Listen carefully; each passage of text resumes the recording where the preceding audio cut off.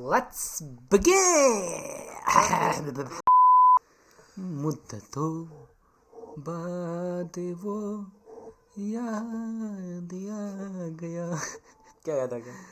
रफ्ता रफ्ता वो जमाना याद आ गया.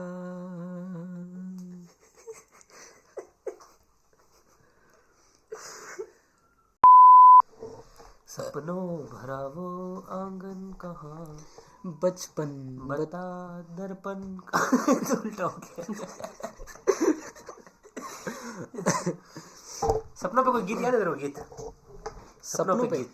सपना टूटा है पर दिल नहीं. सपना टूटा है पर दिल कभी जलता है.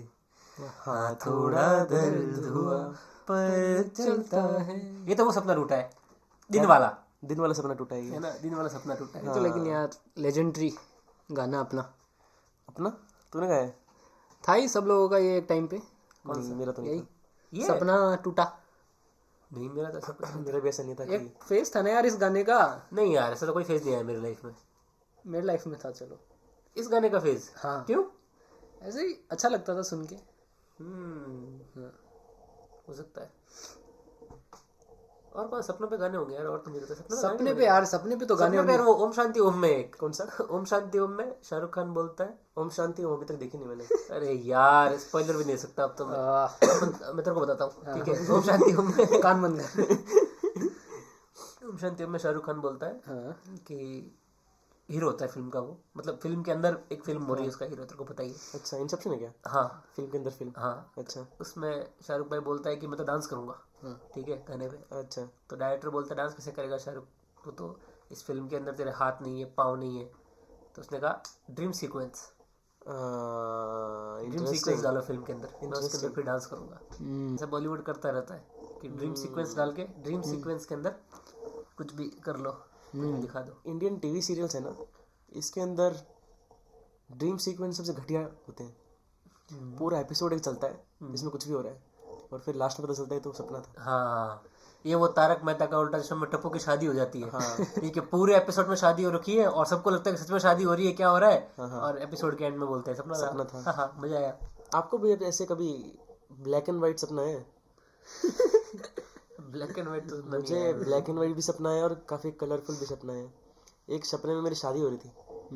तो पूरा लड़की ने लाल लहंगा पहना है, मैंने अच्छे से एक शेरवानी पहनी है, सब अच्छे अच्छे कपड़े पहन के आए हैं. काफ़ी कलरफुल सपना था. और मैं जो बता रहा था कुछ दिन पहले कि मेरे सपने में एक सांड मेरा पीछा करता था, वो मेरे सारे सपने ब्लैक एंड व्हाइट होते थे. जो कॉन्स्टेंटली तेरे को बचपन में आते रहते थे. हाँ मुझे एक सांड फॉलो कर रहा है काफ़ी देर से और मुझे मार देता है या फिर मैं बच जाता हूँ. तो वो हर एक सपना जो था वो ब्लैक एंड व्हाइट था. ये तो इंटरेस्टिंग है यार. इंटरेस्टिंग है ना. ब्लैक एंड व्हाइट में कैसे सपने आ रहे हैं? पहले मेरे को लगता था ये जो अपने आज़ादी से पहले की जो दुनिया नहीं है गांधी जी वाली, तो वो सारी ब्लैक एंड व्हाइट मेरे को समझ लगता था क्योंकि वो रंगीन देखा ही नहीं उसमें. कुछ इमेजिन भी नहीं कर सकते ना. मैं भी इमेजिन नहीं कर सकता कि वो नेहरू जी एकदम ही रंगीन दिखते होंगे या तिरंगा फहराया होगा, तिरंगा रंगीन होगा. ऐसा लगता है कि ब्लैक एंड व्हाइट ही होती होगी पूरी दुनिया उस टाइम. बहुत सारी चीज़ें लेकिन I think black and white होती भी होंगी क्योंकि कलर बहुत बाद में आए ना. रियल लाइफ में भी जो नेचुरल कलर्स है उनको छोड़ के कोई डाई वगैरह करना, ये सब तो बहुत. इंडिगो कल्टीवेशन कब यहाँ पे, वो तो गांधी जी के बाद ही शुरू है ना. तो देखेगा ना ट्राइबल कल्चर या फिर कुछ ट्राइबल ग्रुप, तो उसमें कलर का काफ़ी इंपॉर्टेंस है. उनका घर जैसे वो डिज़ाइन करते हैं, पत्तों से फूल से वो कलर बनाते हैं. हाँ वही बोला हूँ, नेचुरली जो अकरिंग कलर्स हैं वो तो थे ही, लेकिन ऐसे डाई करके कोई चीज़ को, जैसे कपड़े ज़्यादातर ब्लैक एंड वाइट ही होते थे, उसके बाद वो कलरफुल होने लग गए. गाँव भी इतने कलरफुल नहीं होते. घर भी एक तरह से रंग के बने होते हैं, या तो वाइट होता है. नहीं ये तो मिलता है, गोबर का डिपेंड करता है. राजस्थान में बहुत कलरफुल घर, बहुत कलरफुल कपड़े होंगे क्योंकि बाकी एनवायरनमेंट में कलर नहीं है ना. बाकी आसपास रेगिस्तान में कोई कलर नहीं है, सब कुछ कलरलेस है, एक ही कलर है या फिर मोनोक्रोम करने के लिए. तो उसको उसमें कलर भरने के लिए आर्टिफिशियली लोग अपनी जिंदगी में कलर भरते हैं कपड़ों के थ्रू. इसलिए बहुत ही से रंग बिरंगे चटकीली सी है ना राजस्थान की एक इमेज बनती है. वो भी होता है. ये तो इंटरेस्टिंग है। बट ब्लैक एंड व्हाइट सपने तो मैंने पहली बार सुना। पहली बार सुना? हाँ, ब्लैक एंड व्हाइट सपने आ सकते हैं, याद भी नहीं रहता इनफैक्ट कि सपनों में कुछ कलर है भी कि कलर नहीं कैसे है। लेकिन था मुझे अच्छे से याद है, ब्लैक एंड व्हाइट सपने मुझे काफ़ी आए हैं और कलरफुल, किसी में कलर काफ़ी ज़्यादा है, जैसे कि बताया शादी वाला, हाँ, अनेक प्रकार के कलर, रंग। इंटरेस्टिंग। शादी से यार वो रिसेंटली एक शादी टूट गई, स्मृति मंदाना की। हाँ, तो वो काफ़ी सैड न्यूज़, अपने लिए तो क्या ही सैड होगी, लेकिन इंस्टाग्राम पे बहुत लोग डिवाइडेड हैं उस चीज़ पे कि हुआ क्या था एक्चुअली। वो मिस्ट्री बन गया भाई कि असली में उसके पिताजी को हार्ट अटैक आया था, कोई मेडिकल इमरजेंसी हुई थी, या फिर जो उसका होने वाला हस्बैंड था, फियोंसे, हाँ हाँ, उसने चीट किया। उसने चीट किया कि नहीं किया, बिकेम अ मिस्ट्री। और अभी तो उन लोगों ने वो भी कर दिया है ऑफिशियली, दोनों ने। पहले तो स्पेकुलेशंस थे कि हाँ टूट गई है शादी, अब नहीं होगी, लेकिन अभी ऑफिशियली दोनों ने अपने अपने इंस्टाग्राम पे डाल दिया है कि उसने बोला कि आई हैव मूव्ड ऑन। उसने बोला कि मेरा देश सबसे ऊपर है, उसके लिए ट्रॉफी जीतूंगी और जिंदगी में आगे बढ़ जाती हूँ। लेकिन अब हुआ क्या था, तो शादी पोस्टपोन हुई है कि कैंसिल ही हो गई? कैंसिल हो गई है, दोनों ने अनफॉलो कर दिया एक दूसरे को, और अब उनकी लाइफ बोल रहे हैं कि आगे बढ़ चुकी है। लेकिन असली में हुआ क्या था ये तो नहीं पता, क्योंकि उसने भी अभी तक एक्सेप्ट नहीं किया है कि चीट किया था कि नहीं किया था। लेकिन कुछ भी होता है, लेकिन लोगों के अलग ही तरह के स्पेकुलेशन होते हैं। जैसे कि एक स्पेकुलेशन लोगों का है, मतलब स्पेकुलेशन नहीं, लोग बोल रहे हैं कि ऐसा ही होता है जब एक अच्छे घर की लड़की किसी गरीब लड़के को डेट करती है तो ये चीटिंग कर लेते हैं। अब क्या कहते हैं, बंदर के हाथ में अंगूर दोगे तो रहेगा बंदर ही। गरीब तो नहीं था वो, हाँ गरीब नहीं था। फिर दूसरा पॉइंट ऑफ व्यू है, दूसरे तरह के लोग हैं रेडिट पे जो कि बोल रहे हैं कि जब इन्होंने डेट करना शुरू किया था तब रश्मिका क्या नाम है उसका स्मृति जो है वो इतनी सुंदर नहीं थी, काफ़ी अगली दिखती थी, और ये उस टाइम पे बहुत स्मार्ट दिखता था। तो ये था, इसने अपने से खराब दिखने वाली लड़की को डेट किया।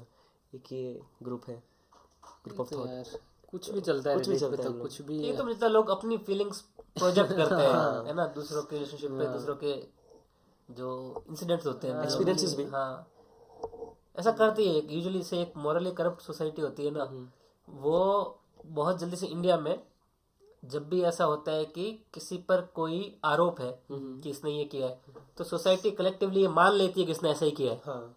ऐसा इसलिए है क्योंकि सोसाइटी करप्ट है, और जब सोसाइटी में सब लोग करप्ट है तब लोग सोचते हैं कि हाँ ऐसा ही तो किया होता, ऐसा ही तो किया होगा, क्यों? क्योंकि मैं तो यही करता। जैसे कि मैं अगर स्मृति होता और मैं इतनी पॉपुलर होती तो मैं तो छोड़ देता इसको, है ना, क्योंकि मैं इतना मॉरली करप्ट हूँ तो ये भी तो ऐसा ही होगा। तो क्योंकि वो खुद ही अपनी ही इमोरलिटी जो होती है उसको प्रोजेक्ट करते हैं दूसरों पे। लेकिन कितना उससे पहले जो थोड़े दिन पहले उनके एंगेजमेंट के जो वीडियोस वायरल हुए थे, उसमें कितना बड़ा उन लोगों ने कर दिया था, पूरे इंस्टाग्राम पे पीआर वगैरह हो गई थी, ग्राउंड में ले जाके प्रपोज किया, ठीक है, इतना बड़ा बखेड़ा, इतना बड़ा हो गया। उसके 2 दिन बाद न्यूज आ रही है कि चीट कर दिया। तो ये भी ऐसे इम्पॉसिबल लग रहा है कि एक आदमी जिसने इतना ग्रैंड जेस्चर कर दिया है कि नहीं अब तो 6-7 साल हो गए हैं डेट करते हुए, पूरे स्टेडियम में सबके सामने ले जाके ऐसे रिकॉर्ड करके डाल दिया कि हाँ शादी करते हैं, सब कुछ हो गया, हल्दी मेहंदी, और ऐसे ये सब होने के बाद शादी कैंसिल हो गई। और ऐसे भी नहीं, हवा में बोल दिया, चीट कर दिया। पार्टीज इन्वॉल्व है, बोल रहे हैं कि अपनी कोरियोग्राफर जो डांस कोरियोग्राफर थी उसके साथ चीट किया। वाह। हाँ, तो पार्टीज इन्वॉल्व है सारी, किसने चीट किया, किसके साथ किया, और किसने किसको क्यों छोड़ा। तो ऐसा नहीं कि हवा में बात है कि चीट किया सिर्फ, मतलब लोगों ने पहले ही डिसाइड कर लिया किसके साथ किया है। और पता नहीं सोर्स कहाँ से है, क्योंकि जब रेडिट पे भी कोई बात आती है, जैसे कि बॉलीवुड गॉसिप्स ग्रुप है या फिर कोई भी गॉसिप ग्रुप है कि मेरे इस एक्टर की मेकअप आर्टिस्ट है, वो मेरी दोस्त है, या फिर ये है उसका दोस्त है, उसने बताया, तो इनके सोर्सेज भी काफ़ी क्लियर नहीं होते। हाँ, लेकिन इतना कॉम्प्लेक्स बन जाती है ना हर एक चीज़। आपको आप पढ़ने जाओगे ना, एक पूरी इसके ऊपर एक फुल पेपर इस पे लिख सकते हो, ठीक है, इतने इसमें एंगल्स आ चुके हैं। अब एक ये एंगल आ गया कि उसके जो बाप था उसको हॉस्पिटल में भर्ती करा दिया, अब वो कराया था कि नहीं करा दिया, इतनी बड़ी न्यूज़ की हार्ट अटैक आ गया, हॉस्पिटल में भर्ती है, ठीक है। ये तो यार बहुत ही, शादी टूटना ऐसे भी इंडिया में अपने आप में एक बहुत ही बड़ा स्कैंडल है। वो भी मतलब ऐसे नहीं कि कोई प्लान होके टूट गई, अभी प्लानिंग शुरू भी नहीं हुई थी, एंगेजमेंट ही हुई थी, शादी हो रही है, इन प्रोसेस है, उसके फंक्शंस हो गए, उसके बीच में टूट गई। लेकिन मैंने देखा ये जब कोई ऐसे लोगों के जो स्टैंडर्ड्स है ब्यूटी के, उसके हिसाब से जब किसी कपल को या फिर किसी सेलिब्रिटी कपल को मान लेते हैं कि ये ज़्यादा सुंदर है और ये कम सुंदर है, तो कितनी गंदी ट्रोलिंग होती है। युजवेंद्र चहल की कितनी गंदी ट्रोलिंग हुई कि इसको ये कैसे मिल गई, कैसे कर रहा है, ये अमीर है तो मिल गई। अब लड़की पे भी सवाल है कि अमीर है इसलिए शादी की, और उसके लिए तो ट्रोलिंग हो ही रही है।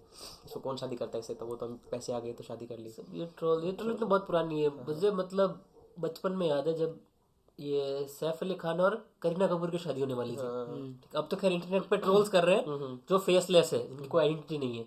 लेकिन उस टाइम पे मुझे अखबार में ये पढ़ा हुआ याद है कि अखबार में एक लिस्ट निकाली थी कि कौन कौन सी एक्ट्रेसेस है जिन्होंने पैसे के लिए शादी की है। अखबार में था ये। उसमें था कि करीना कपूर ने कि उसने लिखा कि शाहिद कपूर की इनकम इतनी है, सैफ अली खान की इतनी है, तो करीना कपूर ने शाहिद कपूर को छोड़ के सैफ अली खान से शादी कर ली। ये अखबार में हुआ है, कोई लोग बैठे हैं, एडिटर बैठा है, उन लोगों ने इसको अप्रूव किया है। तो ये मेंटेलिटी तो बहुत ही पुरानी है हम लोगों की। अब फेसलेस लोग प्रॉब्लम क्या है पैसा देख के शादी करने में? प्रॉब्लम तो मुझे नहीं लगती कोई। एक फैक्टर हो सकता है ना कि चाहिए भाई फाइनेंशियल सिक्योरिटी सबको चाहिए, सबको लाइफ में स्टेबल होना है एक पॉइंट पे जाके। बिल्कुल, कितना भी इंडिपेंडेंट हो, कोई भी कुछ भी हो, बट भाई जो भी चीज हमारा सर्वाइवल इंश्योर करती है, बेटर सर्वाइवल, ठीक है, वहां जाने में क्या हर्ज है किसी को भी। आखिर एनिमल इंस्टिंक्ट हमारी ये है ना कि जहां हमारा बेटर सर्वाइवल है। जैसे जानवर ढूंढता है कि जो ज्यादा मजबूत हो, ज्यादा समझदार हो, जो खाना लेके आ सके, वैसा ढूंढते हैं। वैसे हम लोग भी वही ढूंढते हैं जो बेटर सर्वाइवल इंश्योर कर सकता है, जो कुछ अवेलेबल है वो दे सकता है। तो अगर कोई भी पैसे देख के करता है तो क्या गलत है? शादी गलत करनी चाहिए, पैसे देख के ही करनी चाहिए। पैसे देख और कुछ देखे ना देखे, पैसे एक टेंजिबल चीज है, ठीक है, बाकी कुछ दिखे ना दिखे, पैसे दिखते हैं। पैसे देख के शादी करनी चाहिए जिसको भी करनी है। लेकिन ट्रोलिंग जो हो रही है अभी, जो एक लेवल पार हो गया ट्रोलिंग का, वो हो रहा है सौरभ जोशी का। मेरा दिमाग में यही आया अभी। सौरभ जोशी का आपको केस पता है अभी? नहीं, उसका क्या हुआ पता नहीं मुझे। रिसेंटली उसकी शादी होगी, ठीक है, और उसके व्लॉग वगैरह तो बनाते हैं, काफी फेमस है। तो वो व्लॉग डाला था उसने शादी वाला। उस व्लॉग पे इतनी ट्रोलिंग हो गई उसकी, क्यों, इंस्टाग्राम पे हर छोटी छोटी बात पे, हर छोटी बात निकाल ली उन्होंने। एक तो उसकी वाइफ को लेके निकाल ली, ठीक है, कि वो इनसेंसिटिव है, ऐसे बोल रहे हैं। वाइफ उसकी नहीं सौरभ वाइफ को लेकर इनसेंसिटिव है और काफी इमेच्योर है, काफी जल्दी शादी कर ली। जैसे पता नहीं रिलेशन कैसे निभाते हैं या फिर क्या डायनामिक्स होती है कपल के बीच में, क्या क्या चीजें होती बहुत उनके छोटे छोटे क्लिप्स ऐसे कट रहे हैं। एक जैसे है कि वो कोई डांस का फंक्शन चल रहा है, तो वो उसकी वाइफ है, वो ऐसे गिर गई और फिर वो उठ के आई और फिर उसने बोला कि डांस भी हो गया, मैं गिर भी गई, ये हाथ में मेरे चोट भी लग गई। तो सौरभ जोशी बोलता है, रिकॉर्ड कर रहा है सौरभ जोशी, कैमरा लेके उसका रिकॉर्ड कर रहा है, फिर बोलता है देखो देखो गाइस, फ्लावर्स की डेकोरेशन देखो, ठीक है। तो उस बात से तो उस पे पूरे लोग ऑफेंड हो गए कि कैसे ये बोल रही है, कुछ इसको एक्नॉलेज कर ले कि लगी है कि नहीं लगी। और दूसरा एक रील देखी थी मैंने कि सबसे मोस्ट फेमस व्लॉगर है इंडिया का भी, ठीक है, इतने पैसे, इतने ब्रांड डील्स आ रहे हैं, बोल रहे हैं कि वो जो सीमेंट वाला तसला नहीं होता, उसमें हवन कुंड बना रखा है। बोला इतनी हाई फाई शादी है, एक हवन कुंड तो वो जो हवन का बनाते हैं वो बना लेता, उसके अंदर कर लेते, तसले के अंदर रख के आग जला रखी है।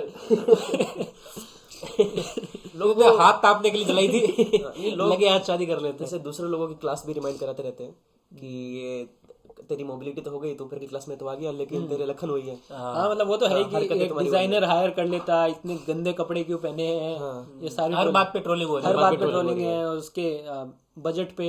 और ये एक तो उसका हुआ है कि एंट्री पे जो था, उन्होंने शादी में लिख दिया था कि डेट को 2026।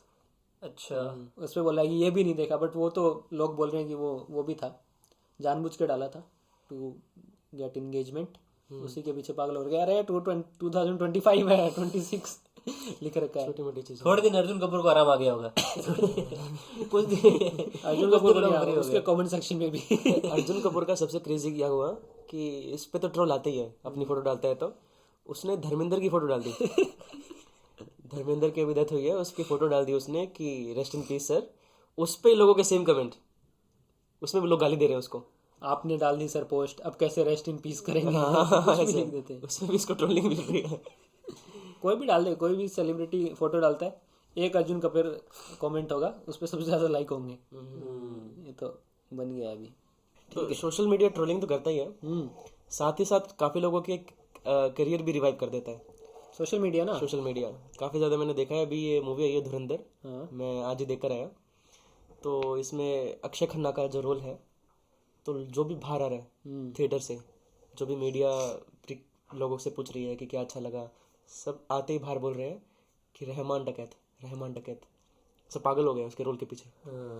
तो एक हो सकता है कि अक्षय खन्ना का भी रिवाइवल हो सकता है अभी। लेकिन हो गया है अक्षय खन्ना का रिवाइवल तो रिवाइवल तो उसका हो गया है, छावा से ही हो गया था उसका, छावा में जो उसने किया नेगेटिव कैरेक्टर।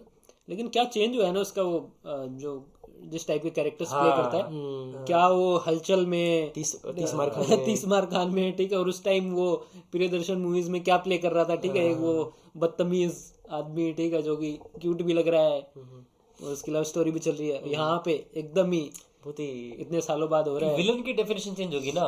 विलन अब हो गया है silent and strong type, aura farming कर रहा है विलन अपनी, ओरा फार्मिंग चल रही है। तो उस डेफिनेशन में अक्षय खन्ना एकदम सेट बैठ, जो बोलता नहीं है, जिसकी इस चक्कर में तो बॉबी देओल को गूंगा ही बना दिया। हाँ एग्जैक्टली, बोले ना बस कि साइलेंट होना चाहिए विलन अपना, विलन ज्यादा बात ना करे, विलन ज्यादा बोले ना। हाँ, इसमें भी बस डायलॉग मारता है, सुनता रहता है, लोग बात बोल रहे हैं, ऐसा लगता है कि ये तो भाई डोमिनेट कर लिया इसको लोगों ने। फिर एक डायलॉग मारता है, पीछे से बीजेम आता है और लगता है कि हाँ यही डोमिनेटिंग है सबसे ज्यादा, हो जाता है उसका हो रहा। लेकिन साइलेंट वाला तो वो था ही ना, साइलेंट वाला तो जैसे मकबूल में भी है या ओमकारा में है, मतलब जो उनमें थे उनमें तो विलन ही नहीं है ना, कोई विलन तो नहीं है, लेकिन जो विलन नहीं है, ओरा तो दिखाया ना उसका, गैंगस्टर टाइप जो लोग रहते हैं। मैं कह रहा हूँ जो टिपिकल बॉलीवुड फिल्म जो होती थी, बॉलीवुड ड्रामा, उसके अंदर एक विलन होता था जो बहुत ही पंपस होता था, ठीक है, जो उसके डायलॉग होते थे एकदम ही ग्रेटर देन लाइफ इटसेल्फ, कि मुगेम्बो खुश हुआ है ना, इस टाइप का, कितने आदमी थे उस टाइप का, जो बहुत ही वोकल है, बहुत ही पंपस है। और फिर धीरे धीरे ये एक अलग टाइप का विलन आया जो बोलता नहीं है।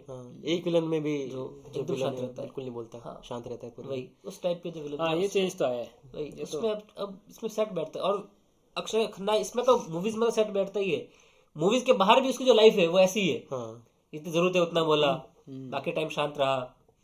हालांकि लेकिन उसकी एक्टिंग काफी ऐसी थी कि पूरी थ्रू आउट द मूवी उसके सेम ही रिएक्शन थे। एक्टिंग तो मुझे उसकी पसंद भी नहीं है, वो सही बात है, सेम ही रिएक्शन था, सेम तरह की बातें कर रहा था, कुछ भी अलग नहीं था। फेस एक्सप्रेशन उसके ऑलमोस्ट सेम रहते हैं, ठीक है, और वो धीरे धीरे बोलता है एकदम धीमी धीमी आवाज में। वही, पर उससे पॉपुलैरिटी में कोई फर्क नहीं पड़ना चाहिए। हम लोगों ने बहुत गंदे गंदे एक्टर को स्टार बनाया यार, तो अक्षय खन्ना को भी बनाने में मतलब एक्टिंग भी नहीं है तो कुछ तो यूनिक है, पर्सनैलिटी में कुछ है, कुछ बात, कुछ चार्म है। मुझे तो उसका स्क्रीन प्रेजेंस सारे कैरेक्टर्स में सबसे अच्छा लगा। रणवीर सिंह को ओवरशैडो कर रखा है उधर, रणवीर सिंह दिखेगा ही नहीं आपको फिल्म में, है रहमान डकैत पूरा बस अक्षय। मुझे बाकी ये जो रामपाल है इसका भी स्क्रीन प्रेजेंस थोड़ा अच्छा लगा। हालांकि संजय दत्त का मुझे बिल्कुल पसंद नहीं आया। संजय दत्त आ रहा है, लोगों को मार रहा है, पाकिस्तान में एक यूपी पुलिसिया घूम रहा है, ठीक है, ऐसा लग रहा है, वो कुछ भी हो रहा है।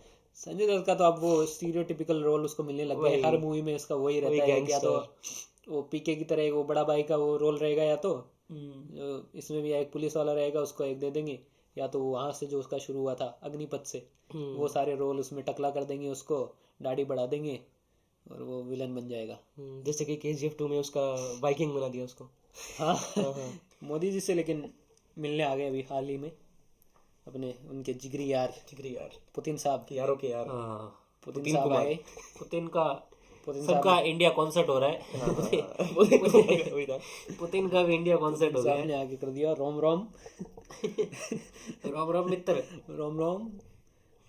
लेकिन जो उसका इंटरव्यू लिया, देखा आपने इंटरव्यू उसका पुतिन कुमार का? हाँ, उसके क्लिप देखे थे मैंने, जो पुतिन कुमार मेरे को तो सुपरस्टार पुतिन कुमार का एक सबसे प्रॉब्लमेटिक क्या है कि जो उसका इंटरव्यू देखोगे, पूरे कमेंट सेक्शन में लोगों ने जो गालियां दी है मीडिया को, पूरे हर एक कमेंट में गाली है। बहुत ही गंदा इंटरव्यू था। और सबसे बड़ी बात, सब बोल रहे हैं कि पालकी शर्मा डिजर्व दिस इंटरव्यू। कोई भी कर सकता है इंटरव्यू, डिजर्व कौन करता है पता नहीं, Putin did not deserve this interview. यहाँ पे उसने क्यों चूज किया यहाँ पे देना इंटरव्यू, एक तो, और क्या सवाल पूछे गए उससे। उसने देखो ये चूज किया कि इंडिया का सबसे बड़ा टीवी नेटवर्क कौन सा है, इंडिया टुडे, ठीक है, ये देख के उन्होंने चूज किया। और गवर्नमेंट से परमिशन भी ऑब्वियसली इंडिया टुडे को मिलती तो वो हो गया। लेकिन इसके बाद उन्होंने जो सवाल बनाए भाई साहब वो तो भाई साहब क्या ही थे।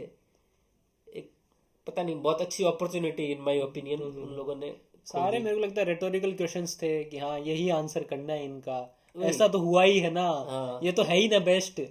फिर भी इस क्वेश्चन का तो तुक नहीं बनता कि सबसे अच्छा प्राइम मिनिस्टर कौन रहा वही मैं बोला ना, वो रेटोरिकल क्वेश्चन है कि हाँ वो बताना ही है, ये बोलना ही पड़ेगा ना। अभी क्या बोलोगे इस पे? बिकॉज मीडिया को अपना रोल पता ही नहीं है। जब मीडिया को अपना रोल पता ही नहीं है तो रोल अदा कैसे करेगी, है ना। जब मीडिया को पता ही नहीं उनका काम क्या होता है, अदरवाइज ये ट्रैक टू डिप्लोमेसी के लिए बहुत अच्छा मीडियम हो सकता था। यूजुअली जो स्टेट समिट होते हैं, स्टेट्स आपस में जब बात करते हैं तो स्टेट डिप्लोमेटिक फोरम पर बहुत सारी चीजें खुलकर नहीं बोल पाते। जैसे व्लादिवोस्टोक से चेन्नई के लिए जो सी रूट है उस पर अगर बात करनी है, या आर्कटिक में चाइना अपने आप को एक नियर आर्कटिक कंट्री कहता है और वो आर्कटिक में उसके बहुत इंटरेस्ट है, उस पर इंडिया का क्या स्टैंड है और उस पर रशिया इंडिया को कैसे देखता है, ये जो डायरेक्ट सवाल है चुभने वाले किसी और कंट्री को लेकर, वो स्टेट डिप्लोमेटिक फोरम पे नहीं पूछ पाते हैं। लेकिन मीडिया तो कुछ भी पूछ सकता है। तो स्टेट कई बार मीडिया को यूज करता है कि आप ऐसा सवाल पूछो। अब अंजना ओम कश्यप व्लादिमीर पुतिन को डायरेक्ट पूछ सकती है, हाँ, उसका स्टेक है, वो तो मीडिया वाला हाँ, स्टेक है उस पे स्टेट का कोई रोल नहीं है, तो वो डायरेक्ट पूछ सकती है कि अच्छा चाइना और हमारा आपस में ये क्लैश है ना, हमारा कंपटीशन है, आप फिर हमारे साथ कैसे बिहेव करते हो, उनके साथ कैसे बिहेव करते हो। डायरेक्ट जो अनईजी क्वेश्चन है वो पूछ सके। बहुत बड़ा अपॉर्चुनिटी, हाँ वो बहुत बड़ा रोल था, बहुत बड़ी अपॉर्चुनिटी थी। डिप्लोमेसी तो नहीं पूछ सकती ना सीधा डिप्लोमेटिक अफेयर, क्योंकि पूरा रिलेशन स्टेक पे है। एग्जैक्टली, वहाँ अलग भाषा में बात करनी होती है, मीडिया कर सकती है। वो बहुत अच्छी अपॉर्चुनिटी थी जो वो यूज करते तो भारत का भला होता, है ना, उसको थोड़ा सा रोल निभा सकते थे। इसमें तो हृदय परिवर्तन हुआ है अर्नब गोस्वामी। मैं यही बोलने वाला था कि साइमल्टेनियसली आया है ये दोनों वीडियो। क्या हो गया? अर्नब गोस्वामी गुस्सा आ गया, मेरे को नहीं बुलाया, ठीक है, मेरे को नहीं बुलाया, मेरे को नहीं बोला। उस पे देखा उसका इंडिगो वाले पे जो था अर्नब गोस्वामी का, इंडिगो वाले पे भाई ने जो इंडिगो वाले पे तो गवर्नमेंट स्टैंड ले लिया, झाड़ दिया उसने तो ढंग से। क्या चल रहा है ये सारी फ्लाइटें, वो तो क्लिप्स व्लिप्स लेके आ गया, पता नहीं पहले कहाँ थी ये सारी क्लिप्स ढूंढ के ले आया है, ठीक है, कि ऐसे अटके हुए हैं यहाँ पे, सो रहे हैं, फंस गए हैं लोग। लेकिन अर्नब गोस्वामी जब भी ऐसे ऐसे ये लोग क्या करते हैं, मीडिया अपनी अकाउंटेबिलिटी इतने खो देता है ना कि जब अर्नब गोस्वामी ऐसी बात भी करता है लोग कमेंट में बोलते पेमेंट नहीं आया, पेमेंट नहीं मिला इसको, पेमेंट नहीं मिला इस बार। तो सारे मीम ऑलमोस्ट इसी के राउंड थे कि पेमेंट फेल्ड, स्क्रीनशॉट लगाया नीचे अर्नब गोस्वामी का, अर्बन गोस्वामी। लेकिन यार दो चीज़, पुनीत कुमार, पुतिन कुमार और अर्बन गोस्वामी, वो पुतिन सुपरस्टार है अब से, ठीक है। ऐसे लोग एक्चुअली कर चुके हैं। पहले जब ये व्लादिमीर पुतिन का विजिट था इंडिया में तो इसको किसी ने पुनीत लिख लिया था एक बार, इंडिया टुडे में किसी ने पुनीत लिखा था इसको, तो ये कोई बड़ी बात नहीं। मैंने तो वो भी देखा है कि व्लादिमीर पुतिन जो है वो एक्चुअली बलराम पूनिया है। तो यादव ही है दोनों से, ये बलराम पूनिया है, ये पुतिन नहीं है। मैंने बोला यादव ही है दोनों से। ऑस्ट्रेलिया अस्ट्रेलिया डोनाल्ड ट्रम्प क्या होगा फिर? डोनाल्ड ट्रम्प किसी को नहीं चाहिए, पता है। दिलावर तिवारी दिलावर तिवारी तो यार, लेकिन कुछ ना कुछ तो। ये जो इंडिगो वाला क्राइसिस हुआ, इससे कितनी कितनी फ्लाइट्स वो हो गई है ना, बैकअप में चली गई है, और इसमें कवर क्यों नहीं हो रही, मेरे को तो ये समझ नहीं आ रहा। इतने दिन हो गए हैं, अभी भी डिले हो रही है, अभी भी ऑलमोस्ट 500,000 फ्लाइटें इंडिगो की रोज कैंसिल हो रही है। क्योंकि हायरिंग प्रोसीजर भी इतना इजी नहीं होता ना, काफी लंबे प्रोसीजर्स होते हैं, ट्रेनिंग हायरिंग तो है, लेकिन मेनली क्यों हो रहा था डिले, वही कि उनका जो रेस्टिंग पीरियड था वो उन्होंने बढ़ा दिया था, ठीक है, कि अब 48 आवर्स होगा, लेकिन वो तो वापस कर दिया ना, रिवोक कर दिया उस डिसीजन को कि अब नहीं होगा। तो अब भी वापस आना चाहिए था ना, अब तक तो ट्रैक, अब तक तो हो जाना चाहिए था, but we never know how it works. But वो एक मैंने मीम देखा इस पे कि किसी ने कहा कि इंडिगो के अगेंस्ट इतना आउटरीच लास्ट टाइम चंपारण के टाइम पे दिखा था जब गांधी जी तो उसके बाद दोबारा इंडिगो को लेके इतना आउटरीच अब दिखा है। लेकिन इसका फायदा कैसे उठाते हैं ये बाकी, मतलब ऐसे क्राइसिस सिचुएशन में कैसे लोग ऐसे फायदा उठा सकते हैं। अब इंडिगो का जैसे ही हुआ ये क्राइसिस, आप किसी भी एयरलाइन का प्राइस देखो डबल हो गए। ऐसी सिचुएशन में जबकि आधे होने चाहिए, और उसको जो जिन लोगों की कैंसिल हुई है उनको कुछ सर्विस, कुछ कूपन, कुछ मिलना चाहिए। इसमें 8,000 की फ्लाइट 16,000 में बेच रहे हैं। ये क्या क्या लॉजिक है? अभी किया है क्या फ्लाइट रेगुलेशन? मुझे लगता है उन्होंने फ्लाइट की प्राइस रेगुलेट की है इस बार। एयर इंडिया ने इतना बढ़ा दिया, उन्होंने निकाला फिर कि इस मिनिमम प्राइस से ज्यादा ले नहीं सकते, और जिनका लिया है उनसे रिफंड दो वापस। हाँ, ऐसे काम नहीं करता है कैपिटलिज्म। नहीं अभी तो किया है उन्होंने, अभी तो रेगुलेशन लगाई है, अभी लगाई regulation. Sad, very sad. Sad हो जाते हैं हम लोग छोटी मोटी बातों छोटी मोटी बातों पे सैड हो जाते हैं। छोटी मोटी बातों पे टेंशन मत लो। अपन इंडिगो में बैठ नहीं पाते, ठीक है, अपने पास पैसे भी नहीं इंडिगो में बैठने के, ठीक है, फ्लाइट 10 घंटे लेट हो कि 15 घंटे लेट हो, अपने पे खास कुछ जोर पड़ता नहीं है। बैठेंगे क्यों? उनको जाना कहाँ है?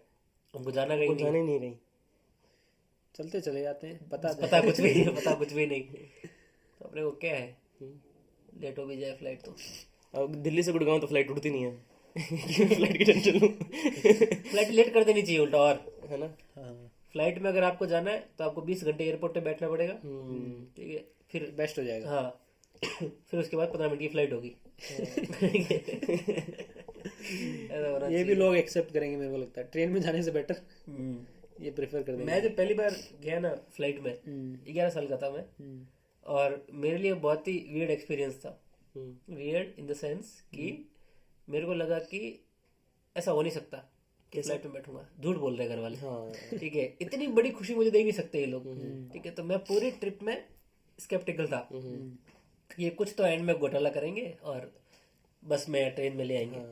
तो फिर लेकिन फाइनली हम एयरपोर्ट पहुंच गए, तो मैं बहुत ही पागल हो गया। मैं कहीं तो क्रेजी हो गया, सामने प्लेन दिख रहा है मेरे को, ठीक है, या तो सच में हम लोग प्लेन में बैठने वाले हैं क्या। फिर हम लोग गए थोड़ा आगे, चेक इन वेक इन करके, और फिर उधर वो एक बस आती है जो लेके जाती है प्लेन तक। तो बस आके रुकी और मेरा दिल धक से बैठ गया कि यार तो बस मैं कहीं तो बस में लेके जाएंगे यार। बस में लेके जाएंगे ये लोग, पागल बना दिया, अल्टीमेटली पागल बना दिया, चारों तरफ दिखाएंगे फ्लाइट। और बस में उसमें किनारे किनारे सीट है और बीच में लोग खड़े हैं। मैं खड़े खड़े जाऊंगा अभी। बस में तो जा ही रहा हूँ, खड़े खड़े लेके जाएंगे मेरे को। फिर ऐसा हुआ नहीं, ऑब्वियसली प्लेन के पास पहुंचे, और उससे पहले मैं ट्रेन में आया था सफर करके, 7-8 दिन का ट्रिप था, तो बहुत लंबे टाइम तक ट्रेन में था। और ट्रेन में वो धक्का मुक्की की आदत पड़ गई मेरे को। सो तब मैंने पहली बार रियलाइज किया कि हर जगह धक्का देके चढ़ने की जरूरत नहीं होती है। आपके साथ तो फिर भी अच्छा हुआ कि आपको असली की फ्लाइट मिल गई। हमारे क्या हुआ कि एक बच्चे को बोला कि तुझे फ्लाइट में बिठाएंगे, चलो रेडी हो जाओ जल्दी से। रेडी होता है, बढ़िया खुश होता है, जाता है तो एक वो जो एरोप्लेन डिजाइन रेस्टोरेंट नहीं होते उसमें ले गए। अच्छा रो रहा है चिल्ला चिल्ला के। मैं भी इधर जाएगा ना हाईवे पे तो लगे रहते हैं इधर न्यूट्रल की तरफ। इतना रो रहा है बच्चा कि कहाँ ले आए मुझे। अरे यार मेरा तो यार काफ़ी प्लेजेंट एक्सपीरियंस था फर्स्ट टाइम जब फ्लाइट में बैठा, क्योंकि ये उस टाइम में फर्स्ट टाइम आया था दिल्ली भी उस टाइम। तो जो ये मेट्रो वेट्रो में भी पहली बार बैठा और मजे आ गए थे कि अरे यार ऑटोमेटिक डोर खुल रहे हैं, ठीक है, चलने वाली सीढ़ियां हैं। ये तो मतलब एक के बाद एक फैसिनेशन। अच्छा एलिवेटर में भी पहली बार तो सब कुछ एक ही साथ हो रहा है। से मतलब उससे पहले कभी बैठा हूँगा लेकिन याद नहीं थी। जो मेमोरी फर्स्ट थी वो यही थी कि आया हूँ, चलने वाली सीढ़ियाँ हैं, ठीक है, और ये मेट्रो के डोर खुल रहे हैं, सब खुल रहे हैं। और फिर ये एयरपोर्ट एक्सप्रेस वे लाइन पे जाते हैं तो उधर टिकट ली हम लोगों ने, टोकन सिक्का सा मिला, वो और फैसिनेटिंग लगा कि ये टिकट है वाह। और उसने फिर जो टिकट काट रही थी उसने कहा कि मैं बच्चा ही था तो ऐसे बच्चा समझ के मेरे को एक पूरे गुब्बारों का वो दे दिया, ऐसे निकाल के, और गुब्बारे पकड़ा दिए। अब मैं हाथ में लिए अपने लेके जा रहा हूँ गुब्बारे, ठीक है, उड़ा नहीं तो गुब्बारे लेके। अब मैं वहां तक तो लेके गया एयरपोर्ट तक। फिर वहां पे उन्होंने वो चेक इन में तेरे गुब्बारे फोड़ दिए, बोले कि इसको फोड़ के डस्टबिन में डाल दो। यार बहुत बुरा फोड़ के ऐसे तो आते नहीं ना, फिर छोड़ देते गुब्बारे, क्या मिटाते नहीं, तो फोड़ के फिर डाले और फिर अंदर जाके गए। इसको लगा कोई एजेंट है कि ये कैमरे ब्लॉक कर देगा सारे गुब्बारे लगा के, जो भी था, लेकिन रखवा दिए उन्होंने गुब्बारे। फिर बैठा मैं, मजा ही आ गया। मेरे लिए बस एक्साइटिंग था पहली बार फ्लाइट्स की टिकट बुक करना। उसके अलावा मुझे कुछ ज़्यादा एक्साइटिंग लगा नहीं। एयरपोर्ट पे गया, मुझे लगा बहुत ही एक्साइटिंग होगा, बैठूंगा पहली बार, कैसे उड़ेगी पता नहीं। It was very normal for me. तो इसे कुछ ज़्यादा ऐसा नहीं लगा कि वाह ये तो कुछ अलग ही है। और हाँ, एयरपोर्ट पे मेरे को फर्स्ट टाइम वो भी मिल गई वहाँ पे वेंडिंग मशीन। और मैंने जाके जो first time vending machine use की, मजा ही आ गया। ये क्या है यार, ये तो फिल्मों में देखा था, ये असलियत में भी है। वेंडिंग मशीन मैंने पहली बार हॉस्पिटल में यूज की थी। हाँ, हॉस्पिटल्स में होती है। इंडिया में हॉस्पिटल में होती है? हाँ होती है, गुड़गांव में अच्छे अच्छे हॉस्पिटल है यार, मेदांता है, मेडिसिटी, बड़े बड़े हॉस्पिटल है। मेरे को तो आया था एक बार सपना सच में ऐसा क्या? कि मैं बाइक चला रहा हूँ बचपन में। वो देखो ये सपना इतना साल पुराना, पता नहीं कैसे याद है मुझे, कि मुझे बाइक चलानी आती नहीं है, साइकिल चलानी भी नहीं आती है, और सब लोग मेरे को प्रेशराइज करते हैं कि साइकिल सीख ले, और मैं सीख नहीं सकता, मुझे तक गिर जाऊंगा मैं।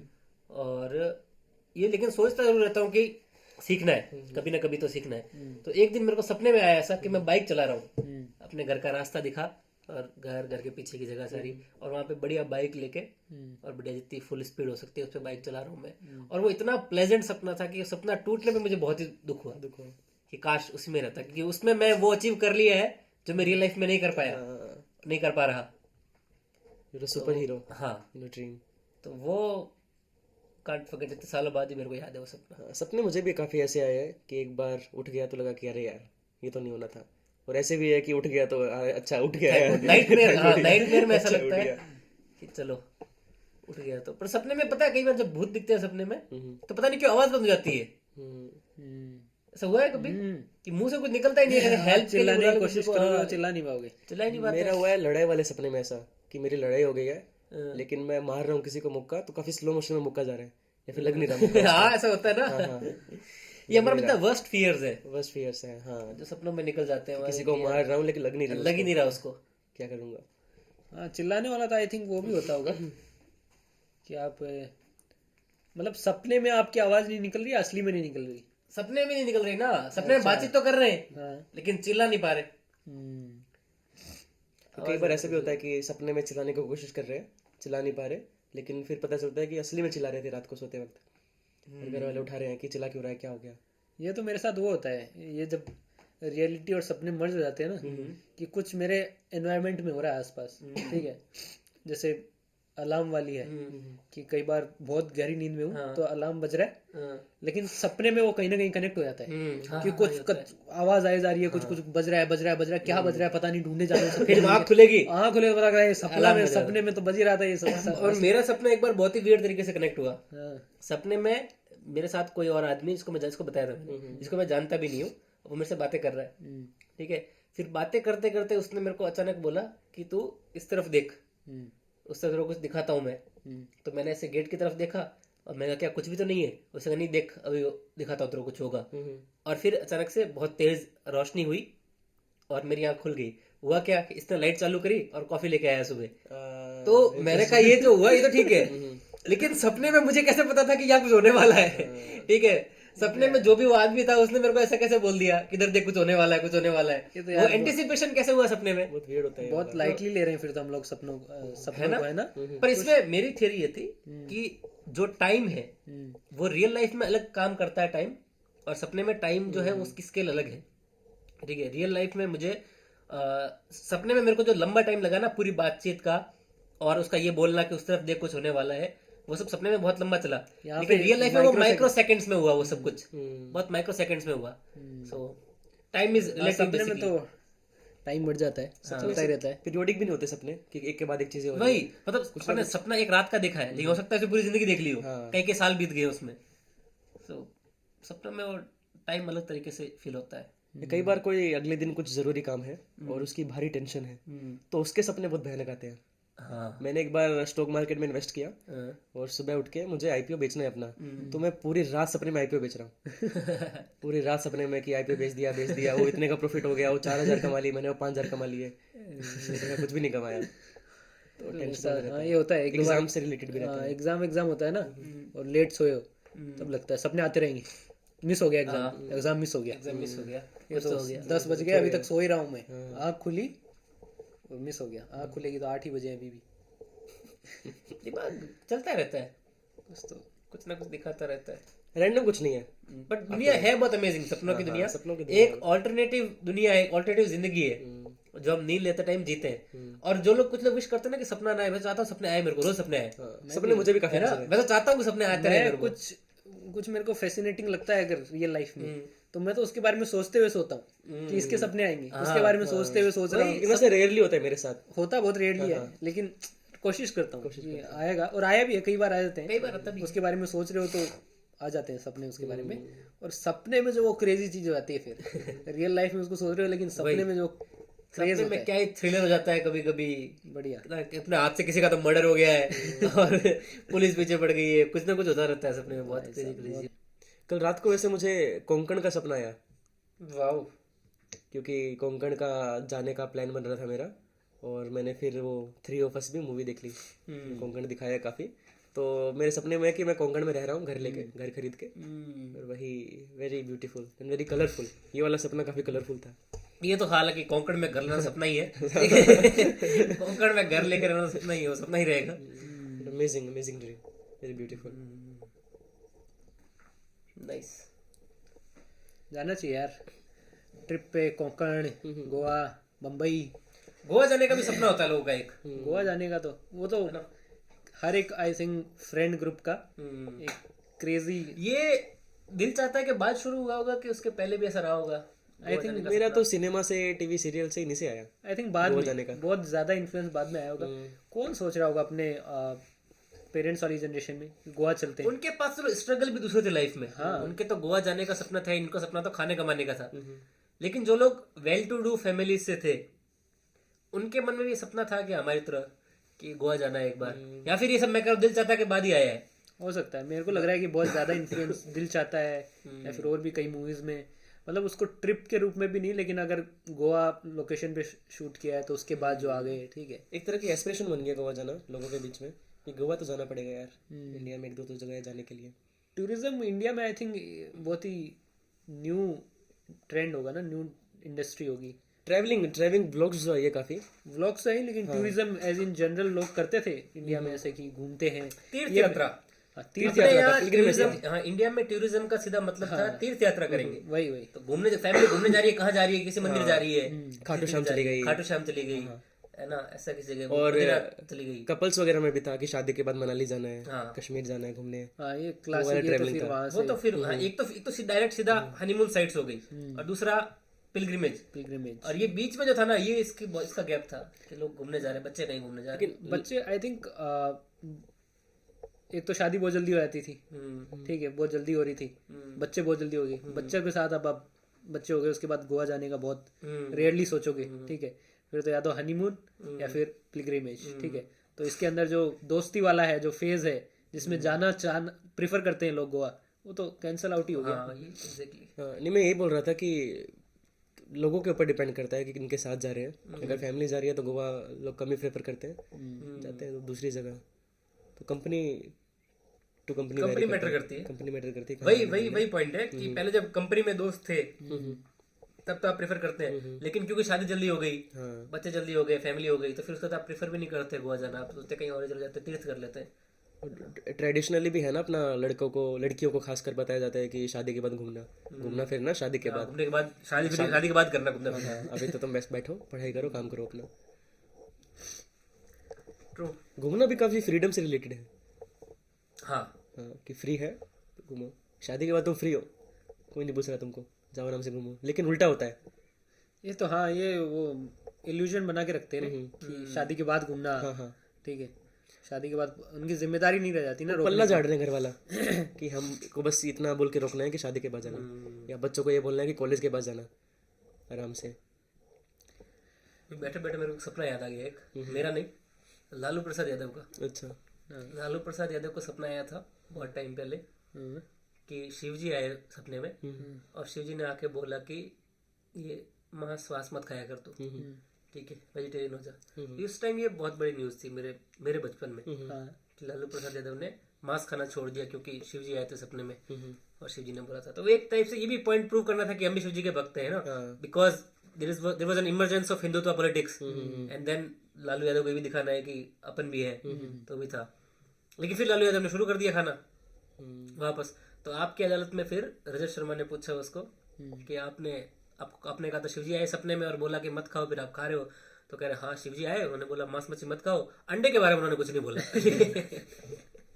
तो मैंने अंडा खाना शुरू कर दिया, और फिर धीरे धीरे बाकी चीजें भी धीरे धीरे शुरू हुई कि अब भोला बाबा तो भोला बाबा है। धीरे धीरे एक अंडे में से चूजा निकला तो उसको भी वैष्णव की फिसलन पढ़ा है आपने?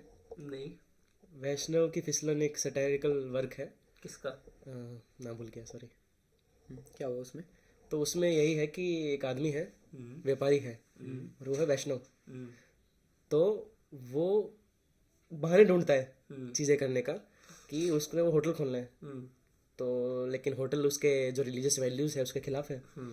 तो वो सपने में भगवान को याद करता है और बोलता है कि मेरे सपने में भगवान ने बोला कि खोल ले, कोई नहीं, तो होटल खोल देता है।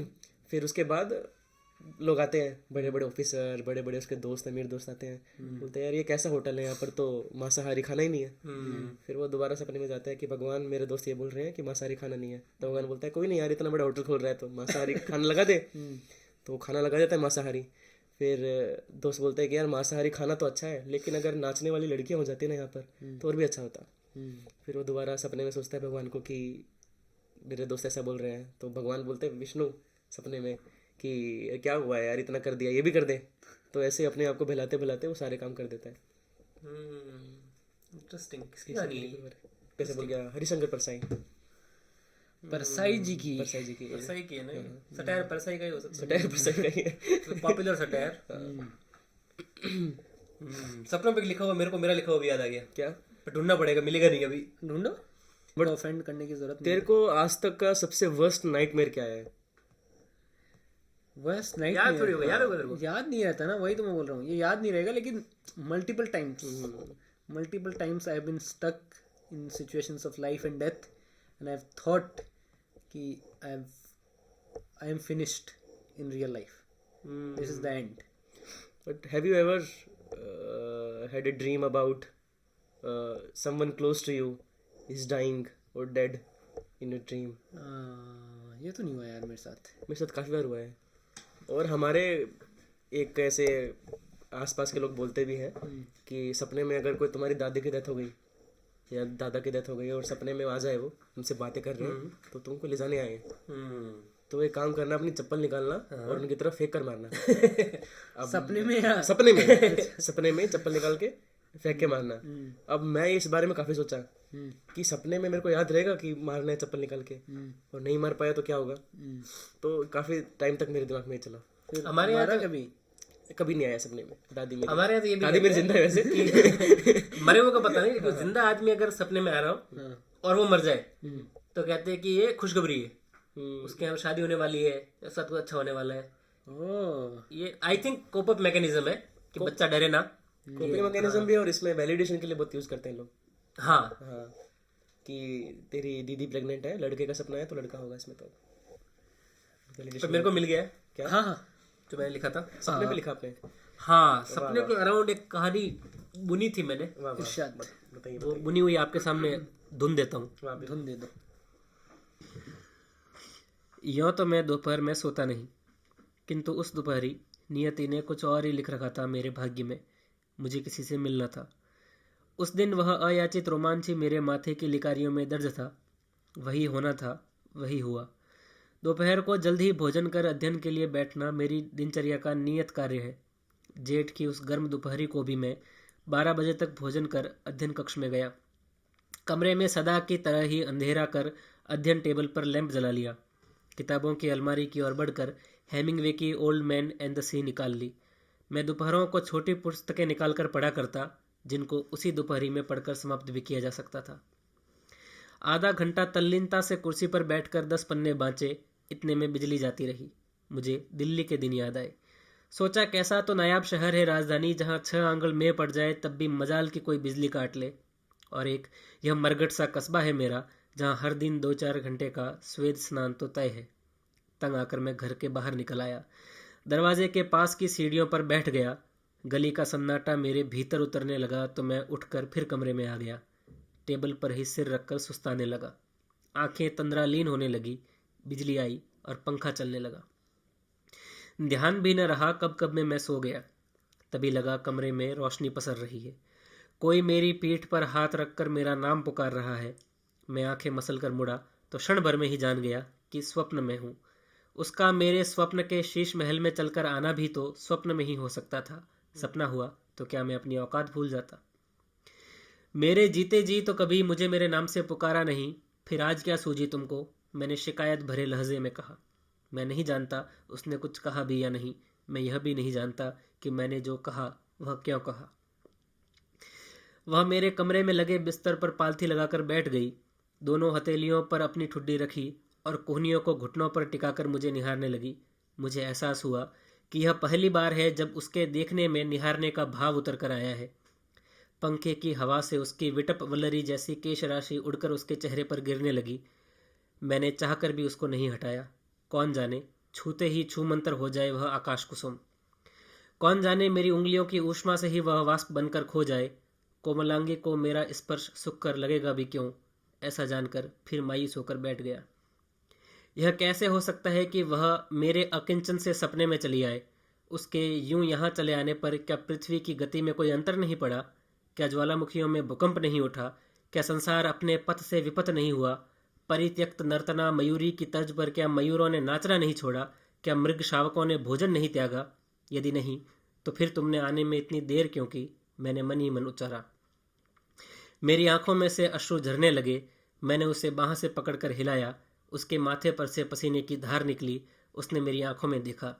मैंने देखा उसकी आंखों से पानी निकल रहा था। उसकी बाह मेरे हाथ से फिसलने लगी और देखते ही देखते वह लब्धम नेत्रम निर्वाणम मेरे कमरे से अदृश्य हो गई। यह क्या किया मैंने? मैंने तुम्हें छू क्यों लिया? यह कैसा पाप हुआ मुझसे? मैं चीखने लगा जैसे किसी बालक से उसका प्रिय खिलौना छीन लिया गया हो। ईश्वर ईश्वर करता मैं रोने लगा। मेरी पीठ पर फिर एक हथेली अनुभव हुई। मैंने मुड़कर देखा तो अचानक आंखें खुल गई। कमरे में अंधेरा था, पंखा फिर बंद था। घर के किसी कमरे में मेहंदी हसन की आवाज़ में गज़ल बज रही थी। एक उम्र से हूँ लज्जते गिरिया से भी महरूम, ए राहत जा मुझे रुलाने के लिए आ। वाह वाह, क्या लिखा है, वाह वाह वाह वाह वाह वाह। फिर इसके अगले दिन मैंने लिखा इसी बात पर कि तुम मुझसे इस तरह दूर हुई जैसे क्षीण होती जाती हैं स्वप्नगत ध्वनियां नींद खुलने के साथ। वाह ये तो भाई आपने तो यार कुछ वाह कमाल वाह लिख दिया। वाह साहब, ये तो दिमाग फट गया मेरा तो। दिमाग ये मेरे को लगा पढ़ते पढ़ते गिरेगा तो बंद कर देंगे। अब इसको और कैसे चलाए? गिराए तो और तो यार, लेकिन इसके बाद तो मेरा बोलने का मन नहीं है। हाँ, मैं मेरे को लग रहा है कि इसके बाद मैं जो भी बोलूंगा वो फीका लगेगा इसके सामने। अच्छा, हाँ, ये तो यार, ये तो आपने पीक ला दिया एक्चुअली इस। माइक ड्रॉप कर दिया। ये तो ये पॉडकास्ट डिजर्व भी नहीं करता। हाँ, अरे यार, ये पॉडकास्ट के 40 व्यूज। ये तो यार सही बात है। ये तो पॉडकास्ट डिजर्व नहीं करता। ये तो कोई हिंदवी का प्लेटफॉर्म हो जहाँ पर आप बोल रहे हो वो डिजर्व करता है आपको भी। लेकिन यार जो भी है जैसा है जैसे हैं अपने हैं, स्वीकार है। अपने हैं ये और आपके सपने हैं। ये 40 जो व्यूअर्स हैं ये अपने अपने हैं। हैं। हाँ, व्यूअर्स चाहे 40 हो, चाहे इनको- 4 हो, चाहे 40 ना हो। इनको बेस्ट टू बेस्ट हाँ, नीश। इनको अच्छा कंटेंट देना है, हमको हमारा काम है। हाँ इनको एक मस्त देते हैं, हाँ, बनवा के एक टी शर्ट बनवा देते हैं इधर, हथाई पॉडकास्ट। हाँ ठीक है, उनका नाम लिखवा के और 1000 रुपए एक लिफाफे में डाल के, जो भी पहले 100 व्यूअर्स है भेज दो। हाँ वो 1000 रुपए लिफाफे में भेज दो। हमको भेज दो। हम आपको कंटेंट देंगे। कंटेंट देंगे हाँ और तुम लोग टी शर्ट भी बनाओ। हाँ, मच हाँ वो भी हमको वो भी हमको दे दो। हम पहन के बैठेंगे, हम पहन लेंगे। शाउट आउट दे देंगे आपको। शाउट आउट तो हमको दे दो। सब तेरे को दे दे भाई। मुद्दतें याद आती एक उम्र से हूँ एक गाने पे खत्म कर देते हैं। लज्जते गिरिया। एक तीनों भाई एक जैमिंग कर देते हैं। क्या बोलते हो? आवाज बढ़ाओ धीरे धीरे। लज्जते गिरिया से भी महरूम, ए राहत जा मुझको रुलाने के लिए आ, रंजिशी सही दिल भी दुखाने के लिए आ, रंजिशी सही। आ फिर से मुझे छोड़ के जाने